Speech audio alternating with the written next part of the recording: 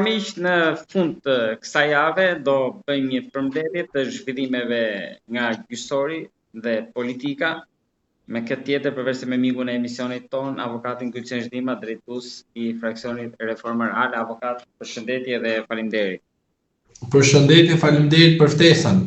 Faleminderit ju, avokat. Deri tani kemi parë përballje në pothuajse në të gjitha shkallat e gjyqësorit këtë javë, nga shkalla e parë apeli, betejë që zhvilloi dhe kryetari i gjykatës së lartë me kolegjet e bashkuara për masat e sigurisë, me mjaft dyshime dhe skepticizëm në një pjesë opinionit, dhe edhe në gjykatën kushtetuese, ku ishte presidenti Meta, ndoshta një rast që shkallat më të larta mund të reflektonin për masat e sigurisë, por sigurisht që ka lënë në fuqi, pra nuk ka pas ndonjë ndryshim. Gjitha këto, edhe në aspektin politik, çfarë ja vlen që ta nisim për ta hapur bisedën? Së pari duhet keni parasysh diçka.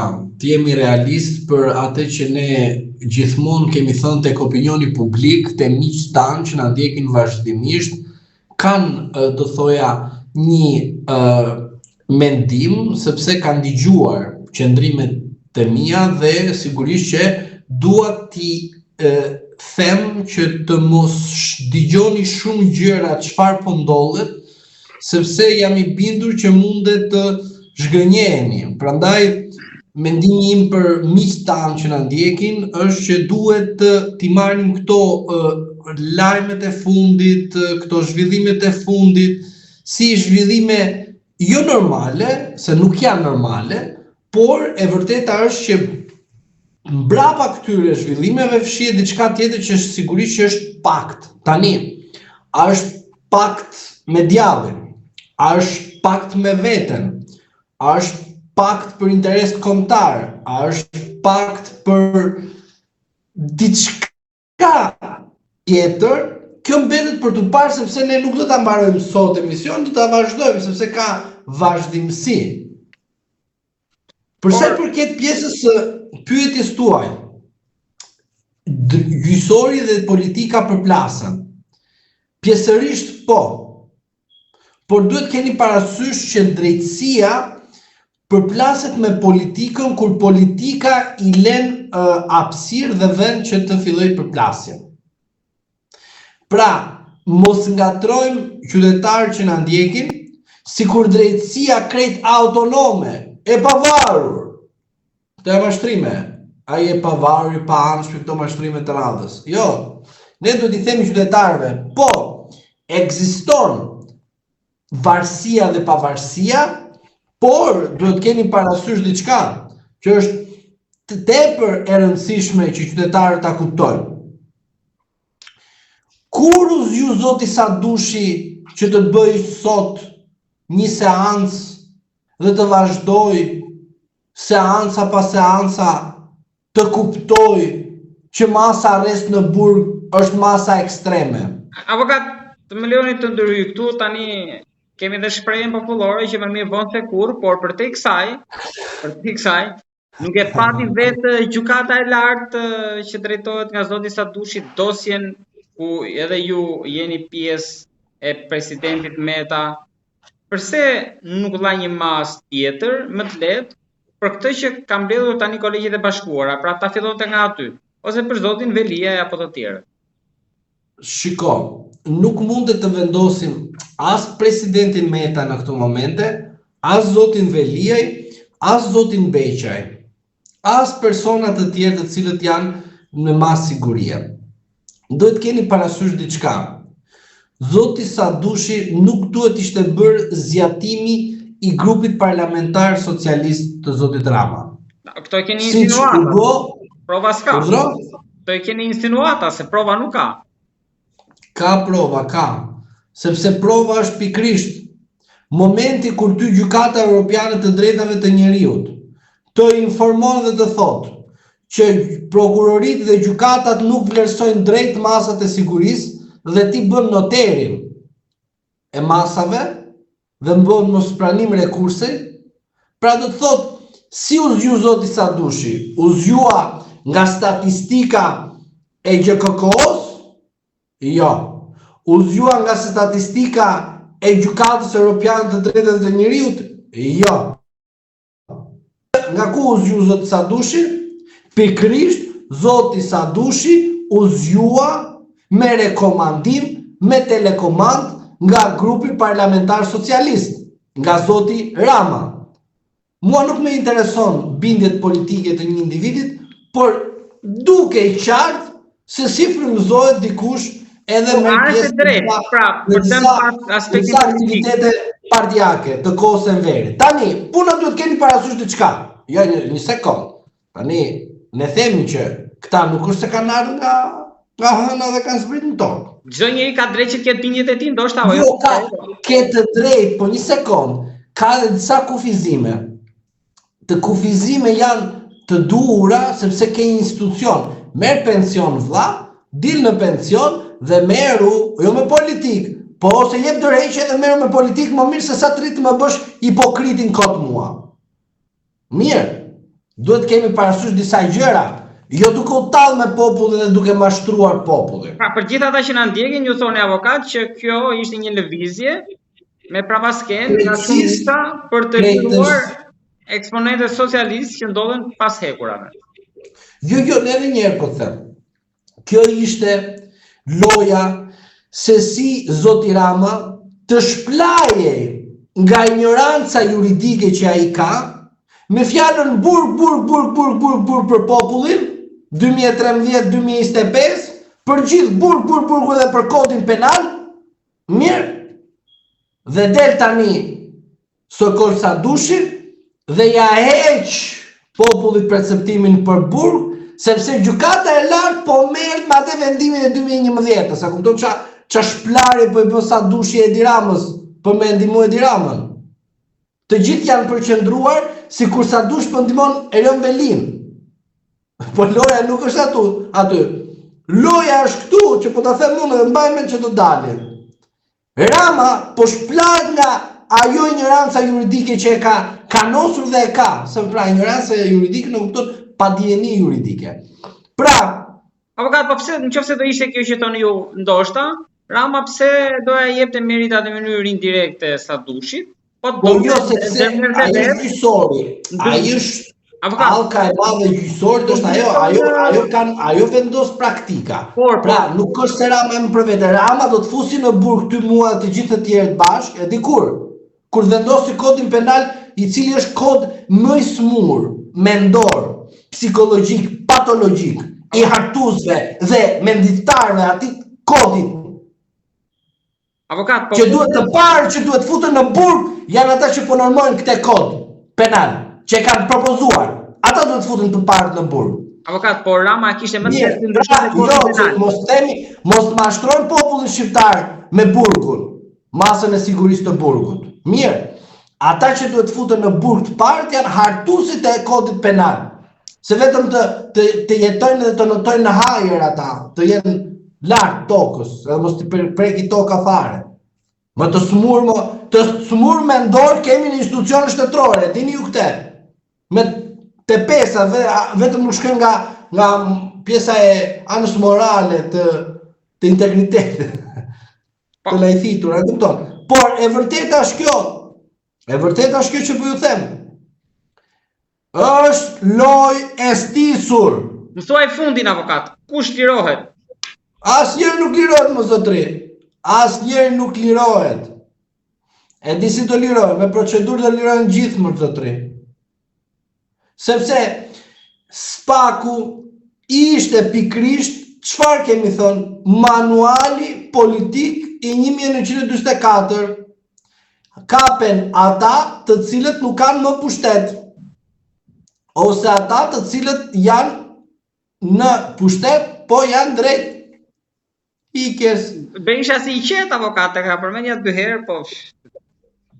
Zoti Berisha, për mendimin tim, nuk ka çfarë të falenderoj më shumë se sa masën e sigurisë ndaj tij dhe faktorizimi i tij që të vazhdojë goditjen ashtu siç e ka menduar kundër spakut dhe drejtësisë së re. Zoti Berisha duhet të jetë më i kënaqur i kësaj drejtësie për mendimin tim.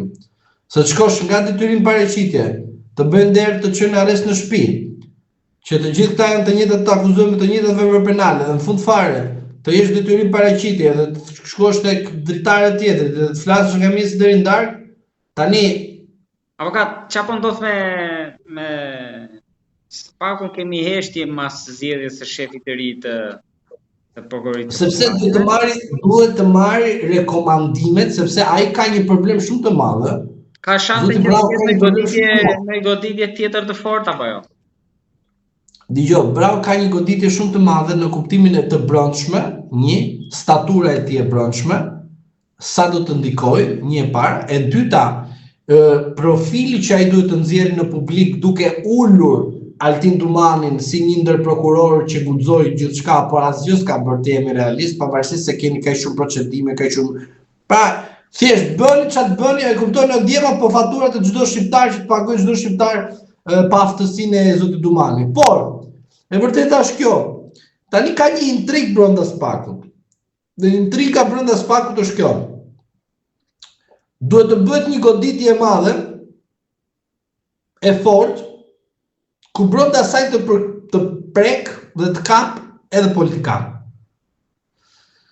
Sigurisht që ajo që unë mendoj është politikan të pushtetit, e kam thënë vazhdimisht do ta them, tani a ja mban, ja ta shohim, por duhet ta realizojmë, pra duhet planin Balluku ta mbarojë, ta realizojë. Çfarë do të thotë ta realizojë? Në burg. Pra po thoni që Spaku po përgatitet ta arrestojnë? Po pritani një sekond. A thoshte Rama burg për të gjithë? Po. A thoshte thoshin dhe analistët e Partisë Socialiste burg, Spaku është krye drejtësia. Vim pikrisht tek momenti ku unë këtu ju kam thënë jo burg, po ju kam thënë që rast pas raste. Tani, a ju kam thënë unë juve që nga shtatori 2025 deri më sot do shkojmë në gjykatë kushtetuese, do përballet gjithë palët në gjykatë kushtetuese? Po. Me këtë djali e kemi nisë sezonin e ri në shtator. Bravo. Pritani, qëndro tani këtu ku jemi. Tani është një skenar më i bukur. A petit e rasti Balluku që zoti Rama ju drejtua gjykatës kushtetuese? A e tham që do të drejtojë gjykatës kushtetuese? E tham. A ju drejtoi gjykatës kushtetuese pra drejtësisë së tij? Po. Doli në vendim gjykata kushtetuese? Jo. Sepse gjykata kushtetuese në rastin Balluku duhet të bënte deklarimin, jo kërkesë. Pra, ata që kanë menduar se kur Rama është një person individ që ka kaluar gjithë shkallët e gjykimit, më kupton? Dhe shkon te këta plepaxhit 2 që janë me pengmarrje dhe i thot të arrëzoj kërkesën. Or zotri, nuk të erdha të them më çfuqizo, por të erdha të thash më deklaro, po bëj deklarimin. Pra, deklarimi kush është? Vendimi i gjykatës gjykokos është i drejtë sepse bazohet mbi këtë. Ndërsa është i padrejtë për këtë. Pra, të kërkova të bësh deklarim, jo të më bësh analizë. Mirë, kjo e para. E dyta, do ndodhi edhe një rast tjetër që mendoj se do bëhet pikrisht për të na bërë ne se Spaku është me të vërtet gjëja më e fortë dhe e pamposhtur nga asnjë nga pushtetet. Skenari është ky. Ekstrem është. Por ne do ta themi që t'jepim në raport në të vërtetën çfarë ka ngel gjëja e fundit Spakut që të bëjë, që të na tregojë se sa akoma i varur është me pushtetin, pra e pushtetin e Edi Ramës flas. Të krijojë një dosje, që këtë kemi thënë përpara, ndaj zonjës Balluku, të justifikohet me argument që jemi në kushtet e flagrancës, kujdes këtu, dhe ta thirrë Balluku në Spakë dhe thonë do jeni këtu me mua 10 orë, sepse unë do kërkoj që ju të arrestoheni në kushtet e flagrancës dhe të qëndroni këtu tek Spaku ose pranë një komisariate. brenda 10 orëve që të marrin autorizim verbal nga kryetari i kuvendit ose nga seanca plenare e kuvendit. Pra ta jeni 288 dhe 289 të kodit të procedurës penale në kushtet e flagrancës. Kjo i mbetet SPAK-ut që të vazhdojë përsëri çfarë? Roli i goditjes dhe vetë goditjes të sistemit të cilin zoti Rama ka bërë. Dhe prandaj u thash, rasti Sadushi nuk është rasti Veliaj. Rasti Sadushi është rasti zjatimi i grupit parlamentar Partisë Socialiste. Ky është skenari më i frikshëm dhe më i rrezikshëm në aspektin juridik, sepse sot ne shikojmë se si zoti Sadushi bëhet zjatimi i asamblesë së Partisë Socialiste, sikurse dhe grupit parlamentar Partisë Socialiste, sikurse zoti Dumani zjatimi i asamblesë së Partisë Socialiste. Prandaj kjo ngjarje që mund të ndodhë do jetë një ndër ngjarjet të cilët s'ka ndodhur ndonjëherë që kuvendi të mblidhet brenda 24 orëve dhe të vendosë për zonjën Balluku. Pra, SPAK-u ju mendoni që deri këtu mund shkoj? Deri këtu nuk shkoj dhe bërë shumë gabim. Jo, duhet të kishte vajtur këtu. Deri këtu mund të shkoj, them. E mbyll me mund të shkoj, po nuk ka vajtur, po duhet të shkoj. Pse? Të na tregoj neve, të gjithëve, këtu, që shiko, ne kishim seriozisht, po nuk e bërë që në fillim, po ta bëj tani, kaloj treni o vlla. Ti e ndihmove Ramën të bëhet viktim.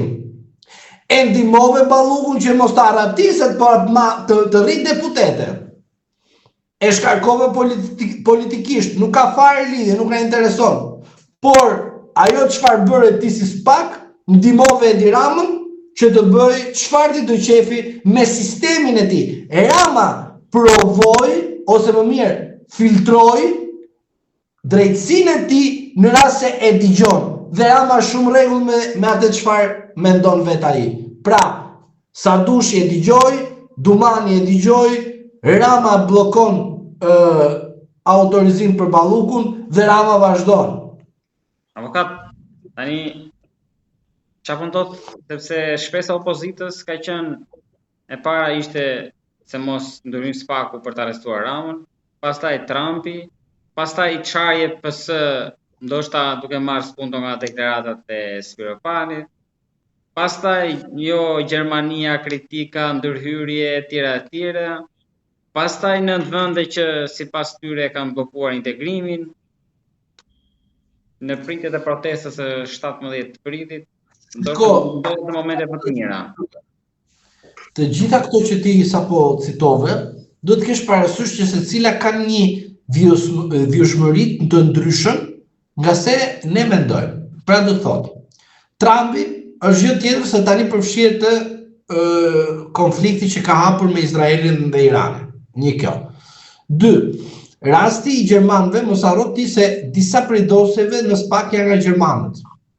Se po t'ishte për këta tanët që thanë këta i besoj se janë të pavarur, të paanshëm dhe këta tanët këtu po bëjnë namë sepse janë vetëm në kuptimin që janë të aftë, të fortë, goditen me pushtetin, të janë mashtrime, prandaj duhet një ambasadë nga mbrapa që t'i marrë përpara, mirë ose të i orientojnë.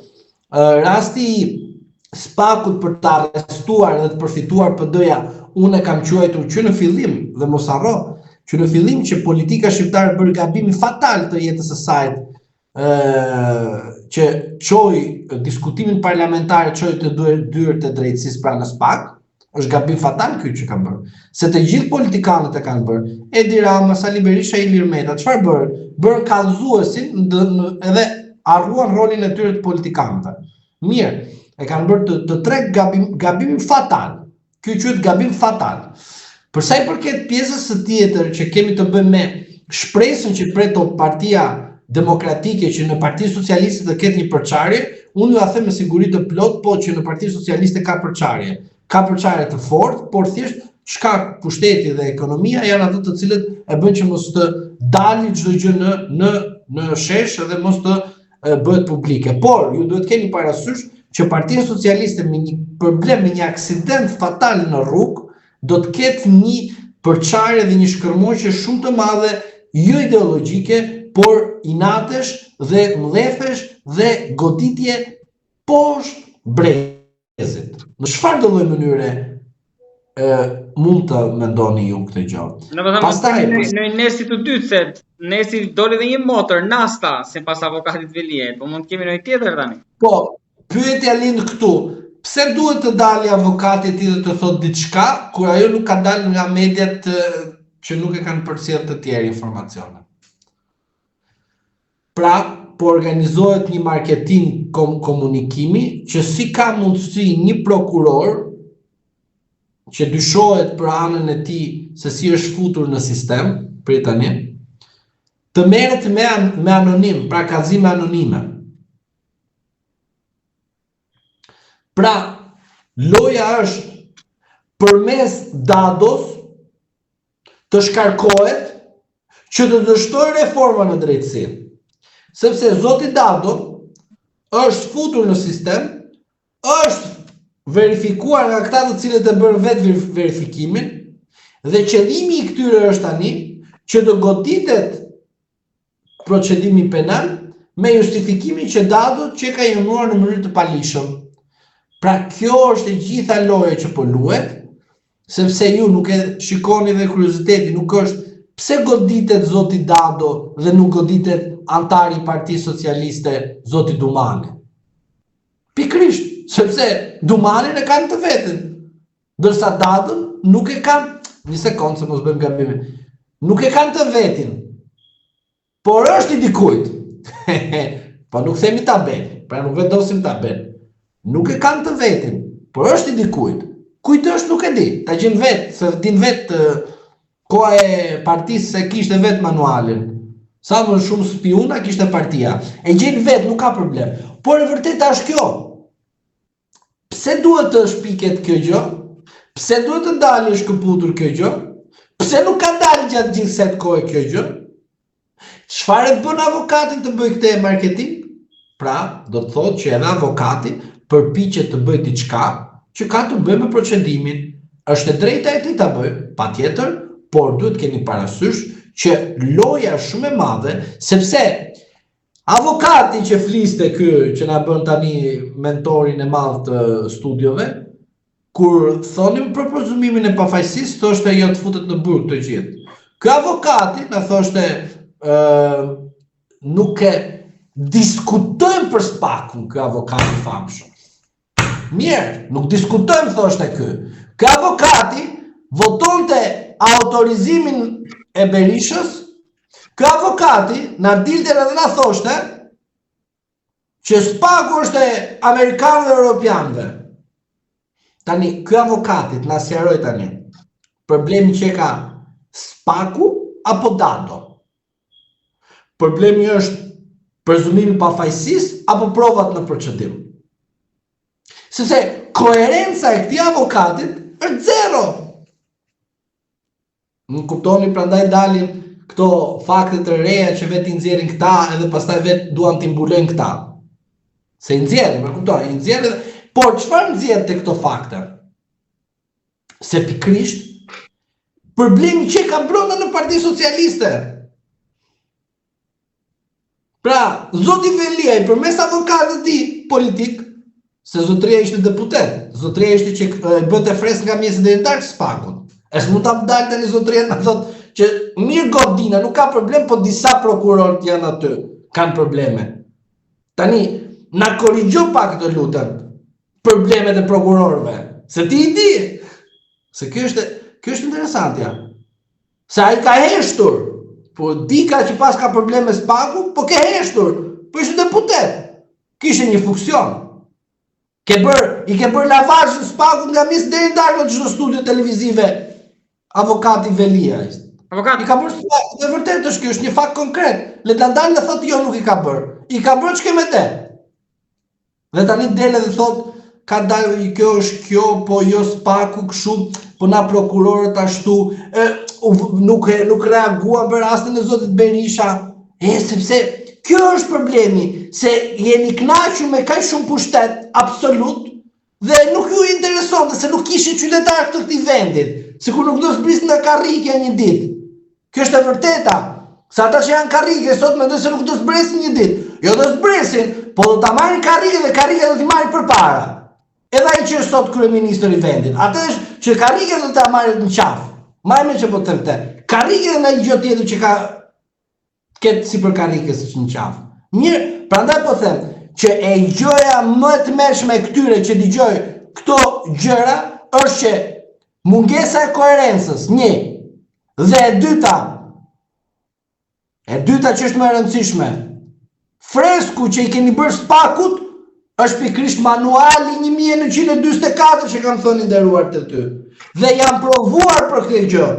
Heshtët dhe tani është momenti që si Hitleri ju merr përpara se do të prishi provat e veta. Ka shanse avokat në një hetim ndërkombëtar që mund godas lart këtu se kemi parë deri tani dosje që kanë ardhur për vetëm poshtë kanë goditur. Shikon, unë po të parashikoj një goditje. Dhe goditja është pikrisht kjo. Dosje e zakonshme godet qeveriu nga prokuroria e zakonshme. Por detyrimisht spaku duhet ta marrë se brenda dosja ka persona që kanë imunitet. Por detyrimisht nuk është se e kanë bërë ata gjatë hetimit dhe ju rezultoi. Dhe prokuroria e zakonshme detyrimisht ja shpërcjell spakut për shkak se ka gjetë brenda persona të cilët kanë lidhje me pushtetin. Tani, cili është pushtet? Nuk e di. Kush përfshihet brenda? Nuk e di. Por ta dini, pushteti, qeverisja, sepse kemi 3 qeverisje: legislative, ekzekutive dhe gjyqësore. Mirë. 3. Dhe pikrisht fshihet në një dosje e madhe në prokurorinë e zakonshme për shkak se janë kapur nga gjëra të tjera, pra janë marrë me gjëra të tjera dhe në fund fare ka dalë një gjë tjetër e madhe atë dhe s'ka çfarë të bëjnë. Dhe përcjellin për kompetencë spakut. Por dosjet e tjera të ndikuar nga ndërkombëtarët ka, por është puna se sa të vullnetshëm janë ata të cilët hetojnë dhe se sa të ndershëm janë ata të cilët akoma mendojnë se spaku është diçka e pavarur dhe spaku operon sepse në fund fare do shkojë tek Rama. Unë mendoj këtë gjë. Tek Rama spaku mund të shkojë. E di kur vjen momenti? Mbaj mend që po them. Dhe po vjen momenti, po jemi pak në mënyrë graduale. Pra jemi në një moment gradual, pra avash derisa të vi momenti i dur. Lavazhierët, se unë nuk e them kot lavazhierët, ata që i bënin fresk spakut, qytetarët i dëgjojnë tani dhe din shumë mirë. Që do të thotë, ju e keni parë që nga 2020 në vazhdim shumë analistë dhe avokat thonin nga mjes deri sa mirë spaku është i krijesë amerikanëve, europianëve, jo patjetër nuk vetëm në diskutim se që janë pastruar, janë kontrolluar, është bërë vettingu, skepse të dyshojnë ndaj atyre, çdo kërkesë është që bëjnë ata është e miqen, është e shenjtorëve dhe kështu me marrë pashtrime popullit shqiptar nga mes deri ndar. Ata analistët, avokat, çfarë janë, e kanë kthy pakën tani dhe thonë spaku që ka një gjë të mërshme dhe marrin disa lajthisin e thotë e paska Saliu spakun. Këtu është akoma, këtu është me formë me vete, nga mes deri ndar, e drejt e pesa kështu. Çfarë ndodh tani nderuar? Analistët, disa prej tyre, nuk e di ka probleme me flokët, po, dhe disa të tjerë thonin flisni sa më shumë pro spakut.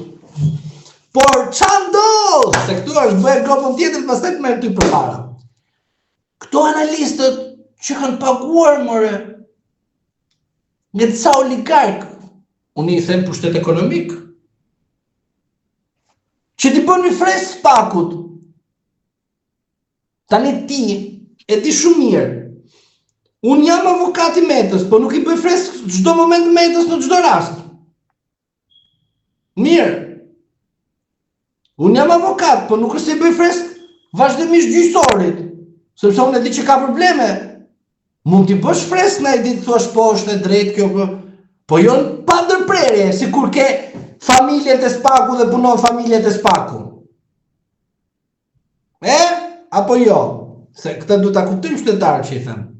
Pra, kur ke një interes drejt për së drejti, edhe thua, ky është kështu, ai do na sjellë shpresën, ai duke më shpër popullin shqiptar, do thotë që dikush të ka dhënë vëlla që ke dalë të Spakun, që ti je analist, je gazetar, s'ke lidhje fare me Spakun ti. Pse do të bësh shpresë? Dhe këta tani kanë kthyer pllakën ndaj Spakut. Kujdes te populli të më kuptoj, prandaj po e them në këtë moment interesant. Analistët kanë ndryshuar.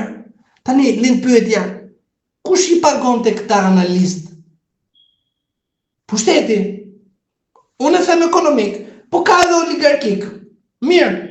A të shkojmë te oligarkiku?